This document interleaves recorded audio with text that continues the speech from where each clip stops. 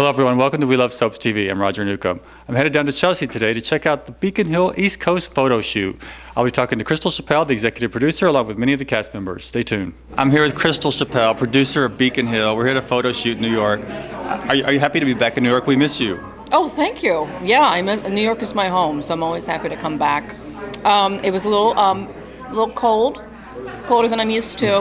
We got a beautiful snowstorm Saturday. I was here for that. Wow. And SantaCon. What is that? Oh, every second Saturday of December, there are a million Santas they take to the streets, and they actually take to the bars. And every bar you go to, there's like 15 Santas. And see, that sounds about right. I always found Santa to be a little scary. Really? A guy in a big suit wants you to sit on his lap. Some of the Santas where I went Saturday were kind of scary. Were they scary? Yeah. So anyway, I was joking with Tina Sloan that she was in every web series, and I started thinking, well, Crystal's producing all those web series. You produce every web series these days. Well, I have a few. How did you get involved with Beacon Hill? Because you didn't create this one. No, I didn't, thankfully. Bella Books, a very well-known book publishing company based out of Boston and Florida, contacted us in January, and they had found Venice. They decided they want to go into the web series business and wanted us to produce it. So that's really how the partnership came about. And now we finished season 1, and we're doing season 2 next year. So we're definitely moving into season 2. So you've won an Emmy for Venice, which is a high compliment, but this is almost as high a praise because they contracted you to do something. Somebody found your show and loved you so much they wanted you to produce something. So that's a big compliment as well. It's a huge compliment. I mean, the difference between the Emmy and somebody hiring me to produce something is that I get paid. I know. The hiring thing. So yeah, it's really cool. So, we know why they liked you because you've done such a great job with Venice and The Grove, which I really, really love. Thank you. What attracted you about this script or this show? It's a political romantic drama, and the ladies know politics very well. It's got a nice, smart vibe to it. It's very rich. It's classic soap with these two families, but they're all politicians. These two women who come from these families, and you can imagine what that is like, and the pressure that's put on you. Mm-hmm. One of them, Alicia Minshew's character, Sarah, says no to it and leaves and goes to New York City to become a reporter. But she leaves behind a woman that she loves, in Sarah Brown's Catherine. Wow. So it's a good pairing. It is a good pairing. Good job. Yeah, they're terrific together. Beautiful, terrific actors. So Sarah, Alicia's character Sarah, has to come back to Beacon Hill to do a story on her grandfather's stroke. Her grandfather, Senator Preston, is played by Ron Raines. Wow. And he's our JR. He is the patriarch of the family and a very, very powerful senator, and controls a lot of things. And so it's really about these two women possibly reconnecting. He gets typecast like that a lot. He's got that big blustery voice. He's so strong. He's such a puppy dog. Yeah. He's such an easy guy. But it's smart and it's interesting to me. The political world isn't something that Is there any West Wing in this? Or? It's very West Wing. It has that vibe. It's sort of a cross between Dallas and the West Wing. It has that kind of vibe to it. It's a good mix. Yeah. Right. And you're in this too. You play I play Alicia's mother. When you were reading through it, or when you first got involved and signed on, were there certain actors that you had in mind or came to mind for the roles right away, or how did you cast the show?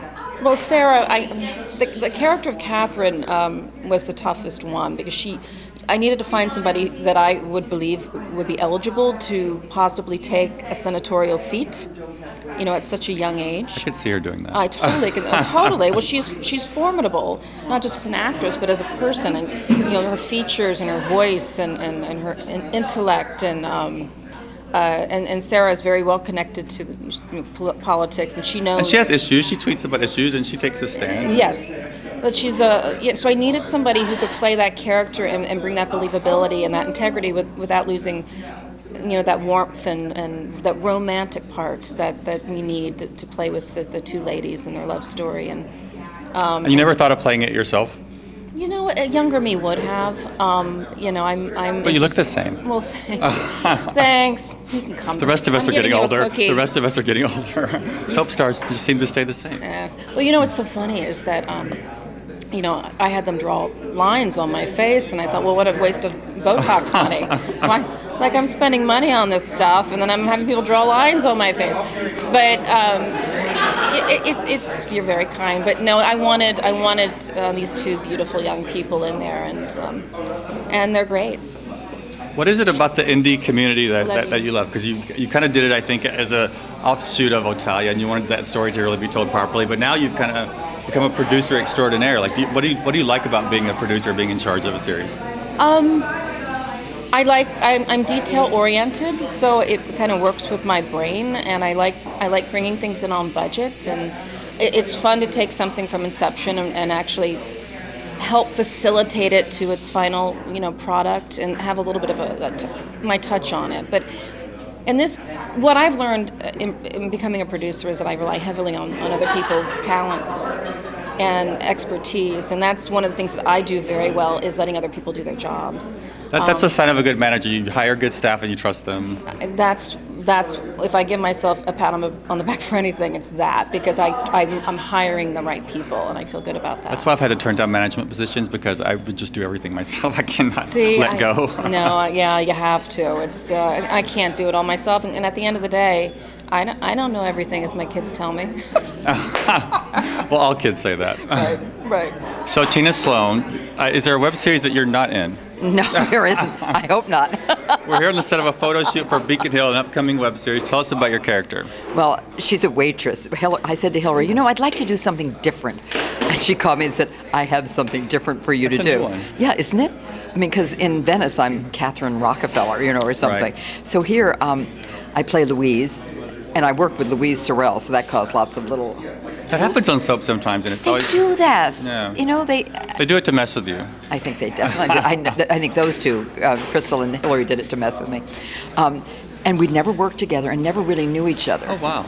So it was really fun, because we were hilarious, if I do say so. Watch her, she'll bury you alive. She did it to Crystal. She didn't. I know she did. I know she buried her alive.